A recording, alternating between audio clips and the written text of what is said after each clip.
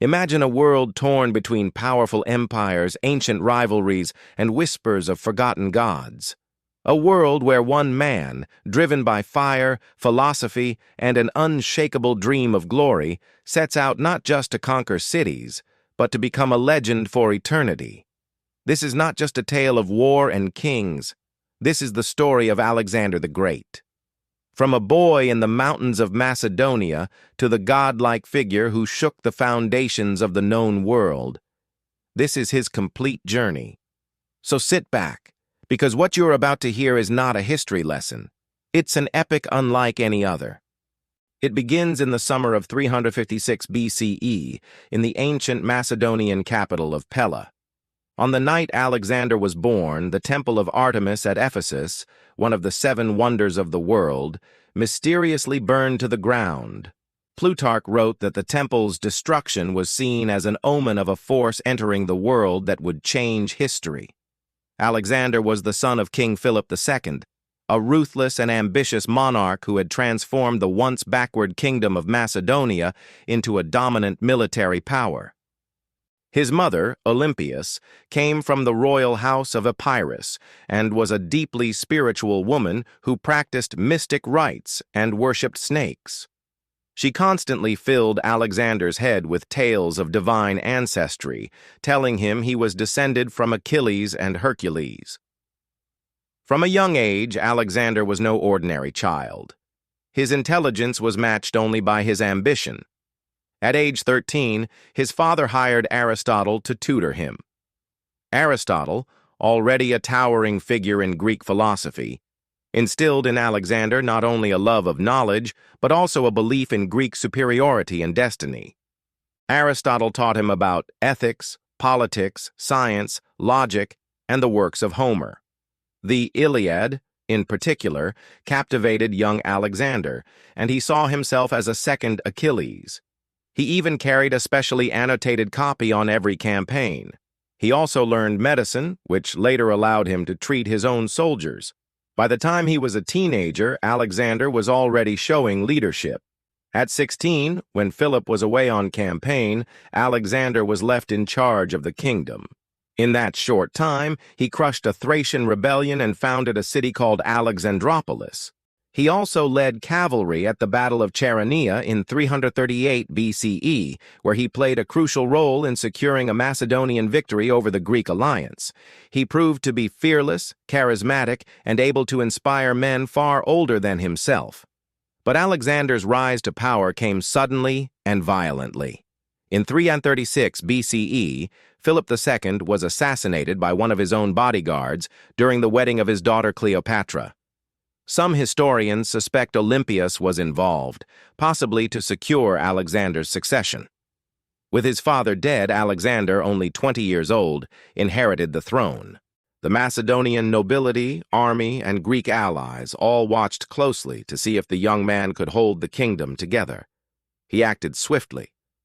Alexander executed rivals, solidified alliances, and marched south to reassert Macedonian dominance over Greece. When the city of Thebes rebelled, he responded with overwhelming force. He besieged the city and, after it fell, destroyed it entirely, slaughtering thousands and selling survivors into slavery. The brutal act shocked Greece, but sent a clear message.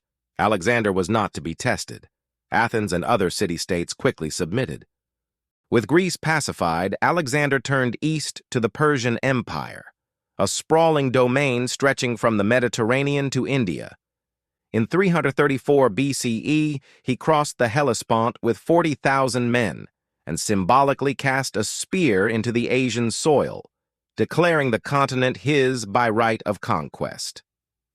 The first major battle came at the Granicus River, where Alexander personally led a charge against the Persian cavalry. He nearly died after being struck in the head, but his companion Clitus the Black saved his life.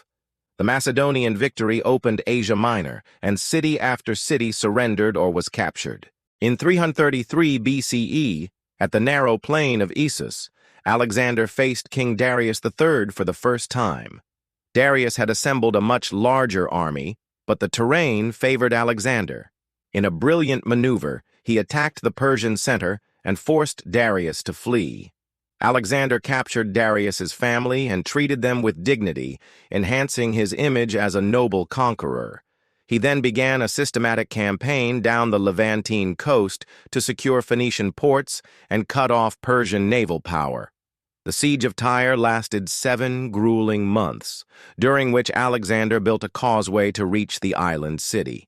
When Tyre fell, he killed thousands and enslaved many more.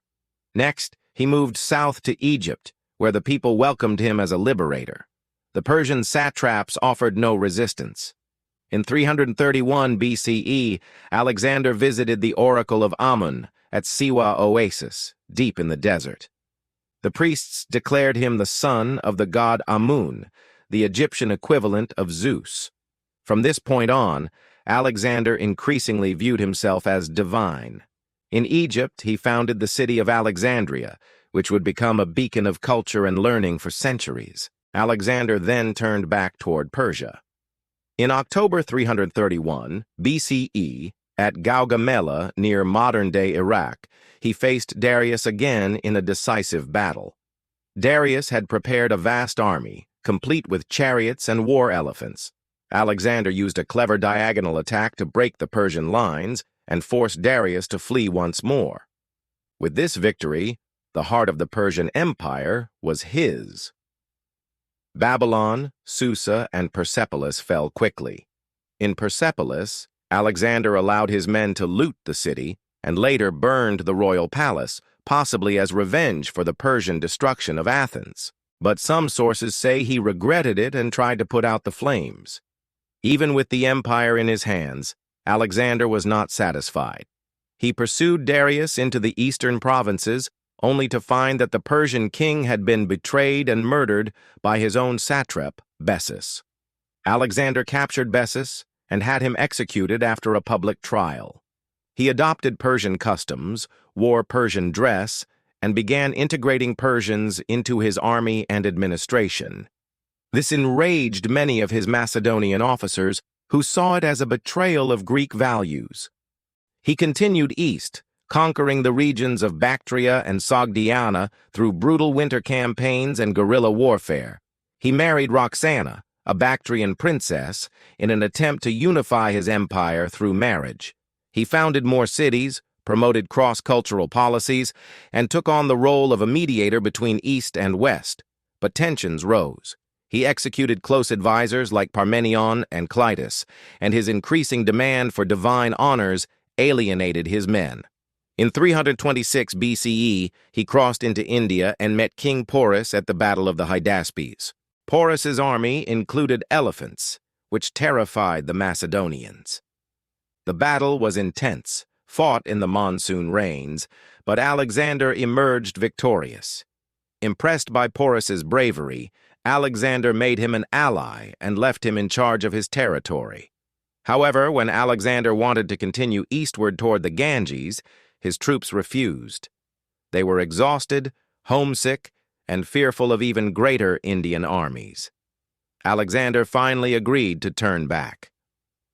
On the return journey, he took his army through the deadly Gedrosian desert. Thousands died of heat and thirst, and it remains one of the most disastrous marches in military history. When he finally returned to Persia, he found his empire strained and fracturing. He tried to hold it together by ordering mass marriages between his officers and Persian noblewomen, hoping to create a new ruling class loyal to him. But then, in 323 BCE, in the palace of Nebuchadnezzar in Babylon, Alexander fell ill. He developed a high fever, possibly from malaria, typhoid, or even poisoning. Over several days, he lost the ability to speak. When asked who should rule after him, he whispered, "To the strongest."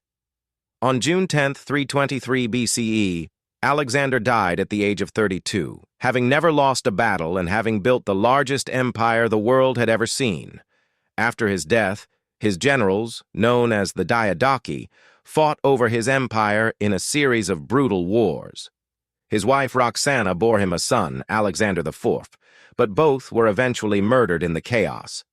Though his empire did not last, Alexander's legacy did.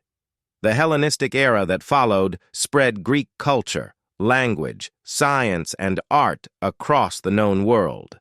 Cities like Alexandria in Egypt became centers of learning. His influence reached Rome, Byzantium, and even modern thought. Alexander conquered not only territory but time itself. He is remembered not merely as a king or a general, but as a force of nature, a man who dreamed beyond the limits of maps and lived as if guided by the gods.